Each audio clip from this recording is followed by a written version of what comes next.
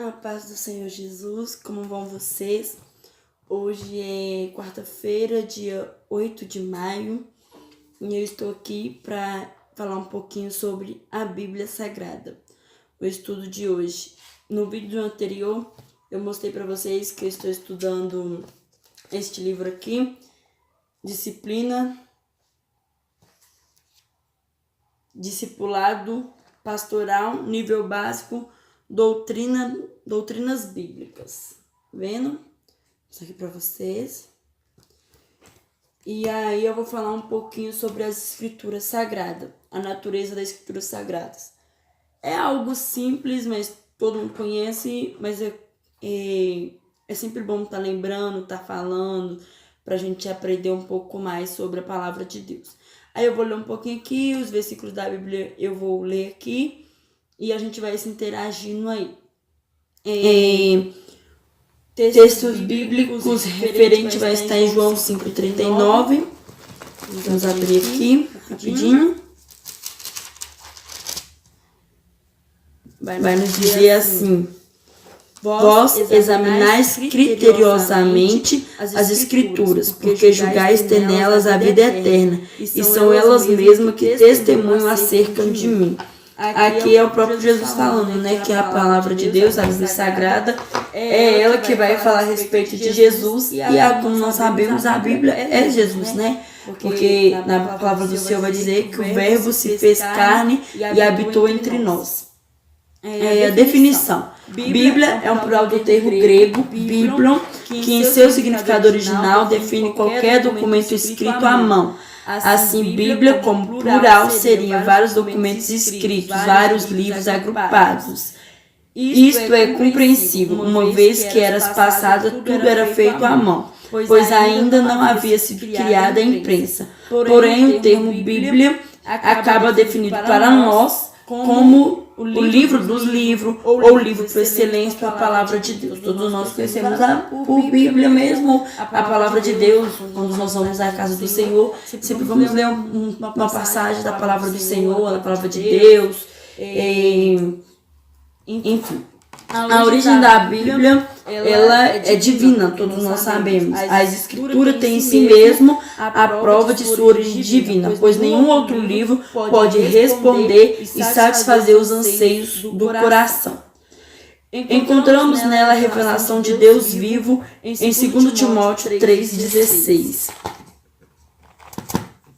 Vai estar escrito assim, ó: todas as Escrituras é inspirada por Deus e proveitosa para ministrar a verdade, para repreender o mal, para corrigir os erros e para ensinar a maneira certa de viver. Recebida pela fé, tem o poder de transformar vidas. 1 Pedro 1,21.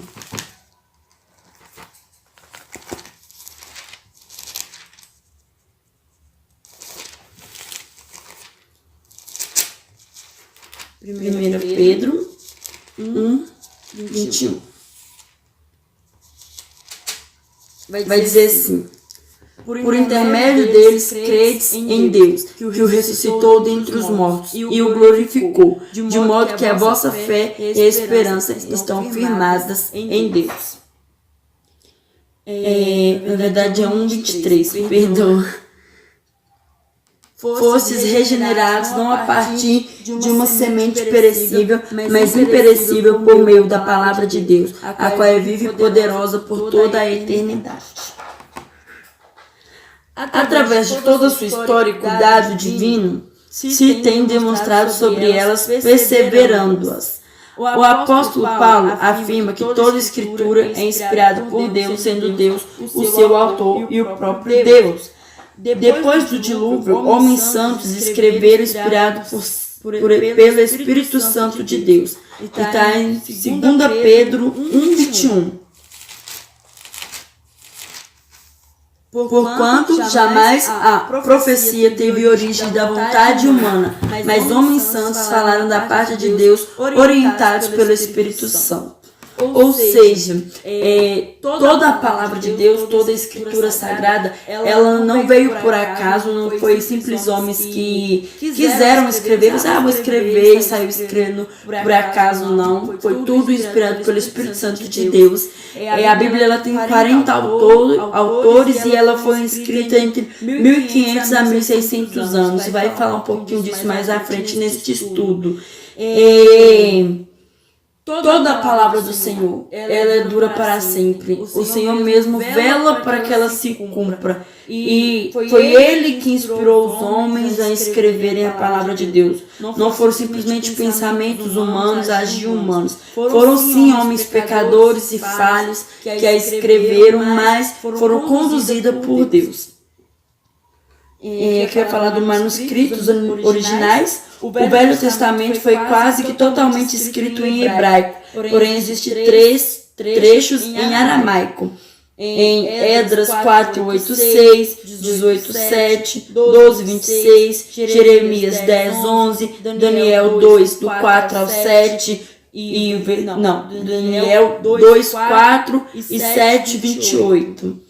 Estes textos foram escritos sobre rolos de pergaminhos linho ou papiro. Mais tarde, cerca de 3 séculos antes de Cristo, foram traduzidos para o grego por 72 sábios judeus. Originado daí o nome pela qual é conhecida, a versão de 70 ou Septuaginta, o instrumento que o Senhor utilizou para escrever o livro do Antigo Testamento. Patriarcas, reis e profetas. O Novo Testamento foi escrito em grego, que era a língua culta da época. Ela tinha abrangência universal e nela eram redigidos os pergaminhos, etc., pois era uma língua de alcance mundial para a literatura. Mais tarde foram feitas as traduções para o latim, seu instrumento, os discípulos de Jesus.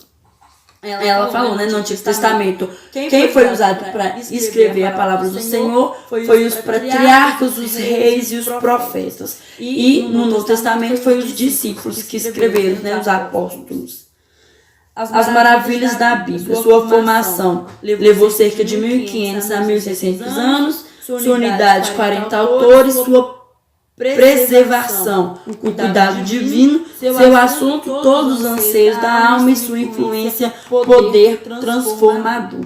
A palavra do Senhor ela é viva e eficaz. Mesmo no dia de hoje, quando nós estudamos a palavra do Senhor, quando nós lemos a palavra do Senhor, nós podemos alcançar a resposta. É um livro antigo, mas que traz resposta para nós nos dias de hoje. E que fala dos dias de hoje. Nós vemos muita profecia dita, pelos profetas, pelos apóstolos na palavra do Senhor, que estão se cumprindo hoje. Eu posso mais para frente fazer um vídeo, estudar um pouco mais e fazer um vídeo sobre as profecias que estão se cumprindo hoje. Mas ela vem toda de Deus. Toda a revelação dela, tudo que está escrito nela veio do Senhor. O Senhor ordenou. Tem uma passagem na Bíblia que fala que nós não podemos nem tirar nem acrescentar nada, porque tudo que está nela vai se cumprir. Jesus, na palavra dele, ele vai dizer que ele não veio para trazer paz, que ele não veio, na verdade, para nos julgar, mas que as palavras dele nos julgaria. E vai ser essa palavra, o livro aberto que João, lá no livro de Apocalipse, ele viu. Um deles é a Bíblia Sagrada, é a palavra do Senhor, a qual nós devemos zelar, obedecer, praticar todos os dias. A divisão todos nós conhecemos, que é o Antigo Testamento, formado por 39 livros, e o Novo Testamento, formado por 27 livros.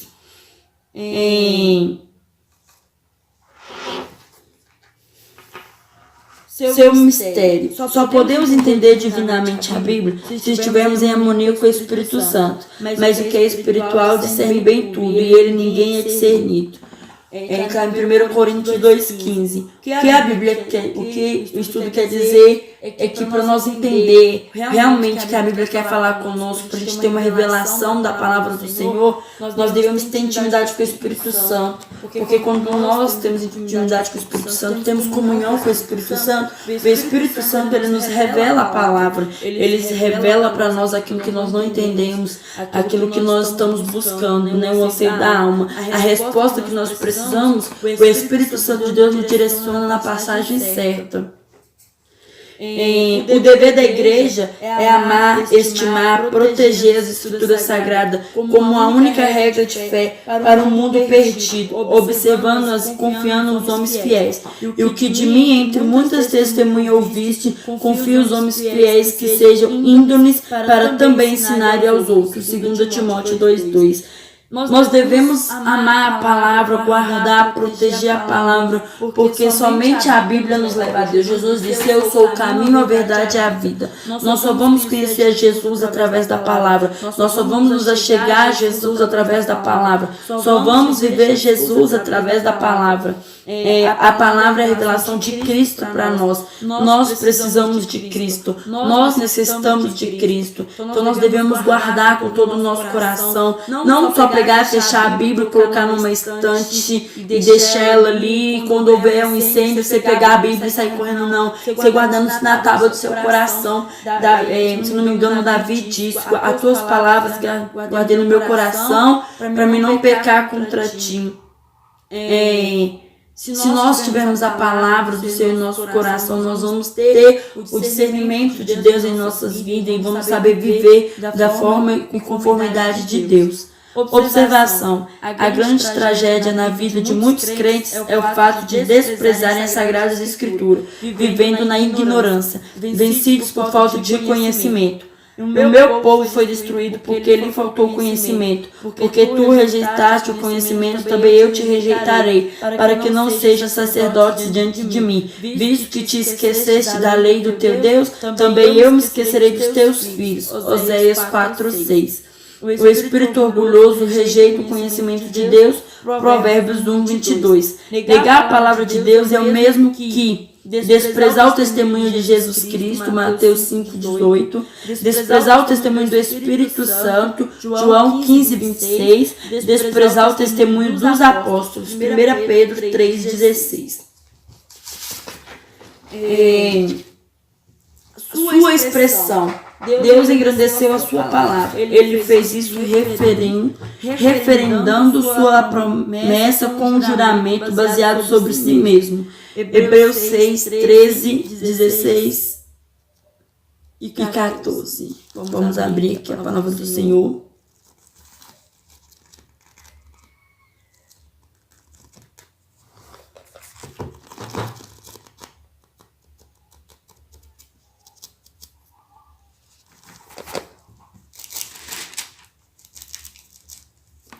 Hebreus 6:13 e 14. Quando Deus fez a sua promessa a Abraão, jurou por si mesmo, tendo em vista não haver outro maior por quem jurar, e declarou: esteja certo de que o abençoarei e farei numerosos os seus descendentes. Deste modo, pôs o Senhor seu nome ou o caráter para o cumprimento da sua palavra. Salmo 138:2.